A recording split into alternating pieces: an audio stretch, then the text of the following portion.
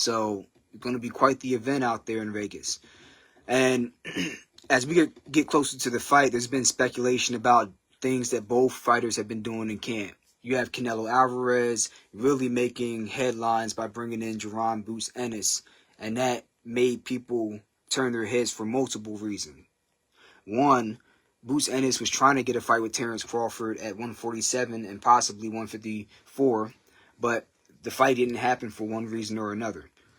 And now Terence Crawford is fighting Canelo, who is now being helped by the person who was trying to get a fight with Terence. So a lot of people try to make a lot out of that. And there was a whole bunch of talk about how can I put this? How Jaron Boots Ennis was a traitor to his race because he went and helped an outsider, a Mexican fighter, in a fight against a fellow black fighter.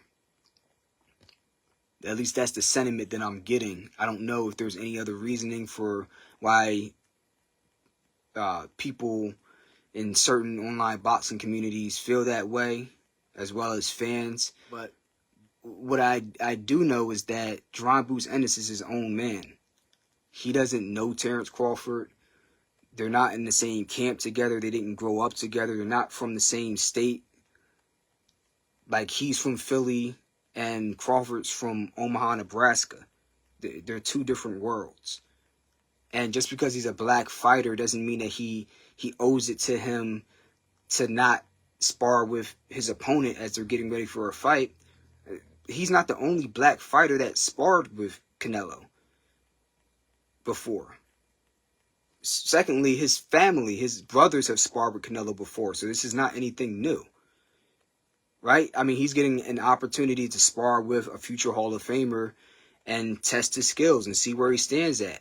Why should he worry about what Terence Crawford is doing? I don't think Terence Crawford is concerned with Boots Ennis being in camp helping Canelo.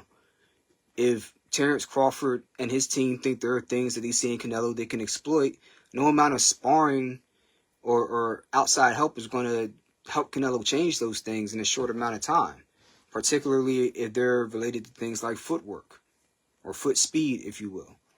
Right? So, and vice versa. There's nobody that Crawford's going to bring in that's going to directly emulate Canelo Alvarez. You can find people that are similar to Canelo Alvarez, but you're not going to find somebody that does exactly what he does, how he does it, at the skill level he does it. Canelo's never seen anybody like Crawford. Crawford's never seen anybody like Canelo.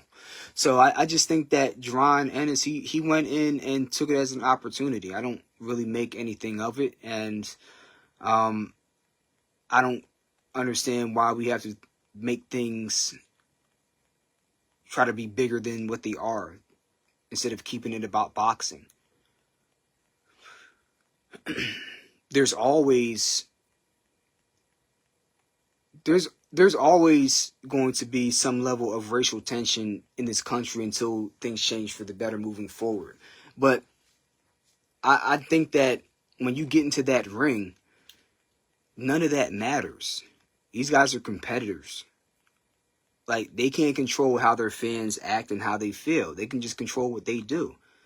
And once they get into that ring, if that other guy's good, they don't care if he's Mexican or black or white. It doesn't matter what color they are, even if they're the same color. You still have to bring the skills to pay the bills. And any feelings of superiority based off of skin will quickly dissipate once you get into that ring. So that's the way I see it. I wish both fighters the best. I gave my thoughts on my previous video in terms of what I thought about the fight about a month ago. And I really said that I needed to see them in training camp and how they were come fight weekend.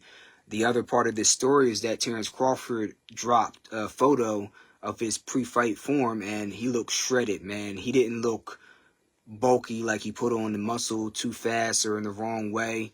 People were saying that he looked bulky and somewhat top heavy in his previous photo.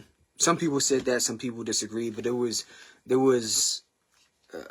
a difference of opinion down the middle, more or less. But with this photo, he looks shredded. There's really no doubt that he's in the best shape maybe of his professional career. And he looks like he's lean and mean.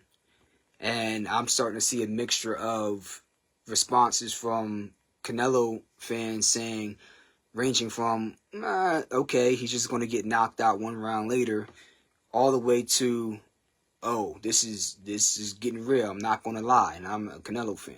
So, and all you see is loads of confidence from the Crawford side avenue of fanship. So that he looks like he's locked in. He's looked like he's been locked in this whole time. The whole series he has on his YouTube channel. I've been watching his as well as the videos I can see from Canelo's channel, and Canelo looks like he's doing.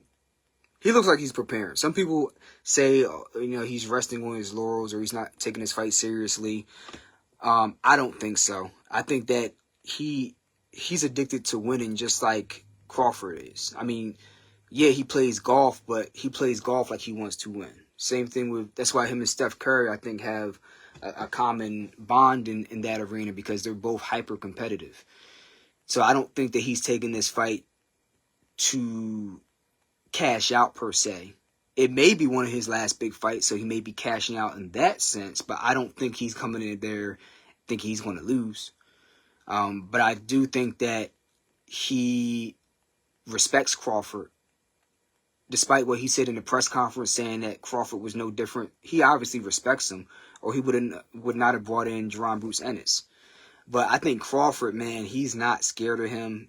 I've always said that he has a bigger frame than people give him credit for or even realize. And when he comes into this ring, it's not going to be the cat and mouse game that people think it's going to be per se.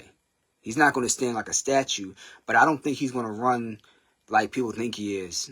I don't think he's going to shrink per se like Charlo, because I think he's naturally bigger.